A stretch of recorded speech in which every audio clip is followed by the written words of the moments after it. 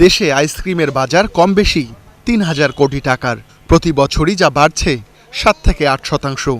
প্রায় পুরোটাই দেশীয় প্রতিষ্ঠানগুলোর দখলে থাকলেও সেই বিচারে তুলনামূলক দুর্বল অংশীদারিত্ব লাভেলো আইসক্রিমের, যাদের পণ্য ও বাজারে খুব একটা মেলে না।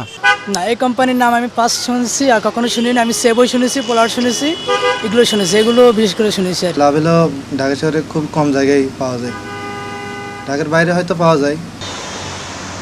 তবে বাজারে প্রভাব না থাকলেও Tofika foods and Lovello ice cream নামের এই কোম্পানি কয়েক বছর ধরে আলোচনায় নানা জালিয়াতির অভিযোগে, যার প্রমাণও উঠে এসেছে এফআরসির তদন্তে। এতে বলা হয়, সীমান্ত ব্যাংক থেকে নেয়া 2020 সালে 9.25 কোটি, 2021 সালে 32.5 কোটি, 2022 সালে 52 কোটি, 2023 সালে 73.5 কোটি, 2024 সালে 81 কোটি টাকা ঋণের তথ্য গোপন করা হয়েছে। এ বিষয়ে বক্তব্য জানতে কোম্পানিটিতে যোগাযোগ করেও সাড়া মেলেনি।